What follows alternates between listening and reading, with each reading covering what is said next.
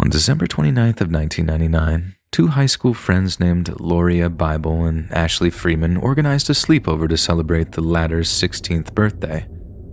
The plan was to hit up a local pizzeria, then spend the evening over at Ashley's house. They'd watch movies, eat ice cream, talk about boys, all the typical activities one might expect of a teenage girl's sleepover. But little did the girls know, that night would be their last. At around 5:30 the following morning, a motorist contacted the local fire department to report that the Freeman home was on fire. After dousing the flames, firefighters quickly determined that the cause of the blaze had been arson, but were unprepared for the horror which greeted them inside. Lying on the floor of her bedroom was Ashley Freeman's mother, Kathy. She had been executed with a single gunshot to the head. There were no signs of Ashley or Loria, although the latter girl's car was found in the Freeman's driveway with the keys still in the ignition. It became evident that whatever had happened, Loria Bible had attempted to flee from it, and more likely than not, she had been unsuccessful.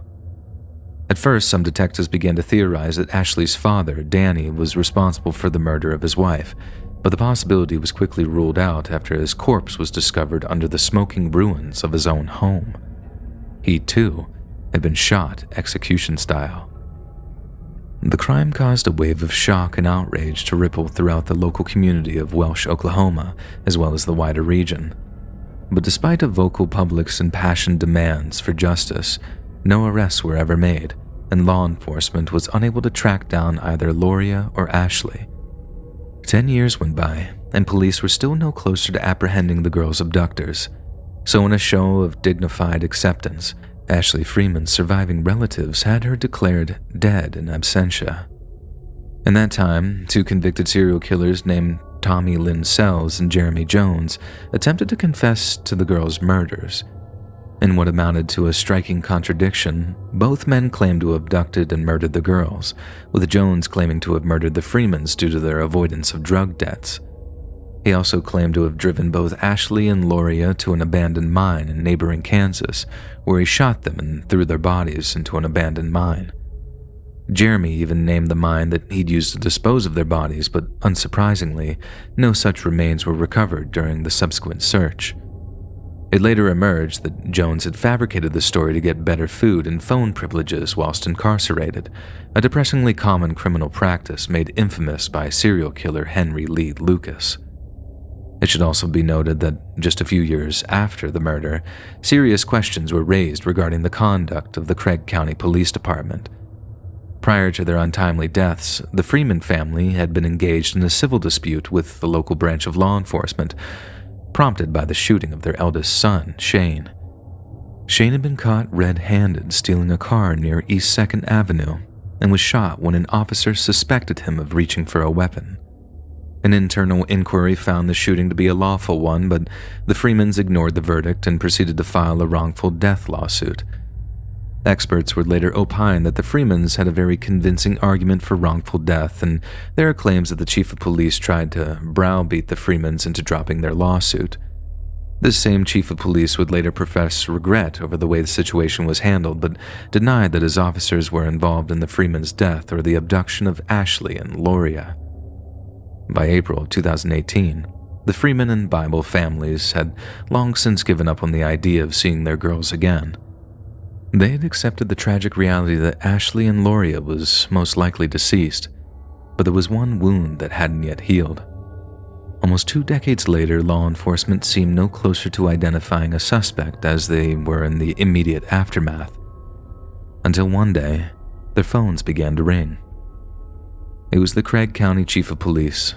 Ashley and Loria's killers had finally been identified.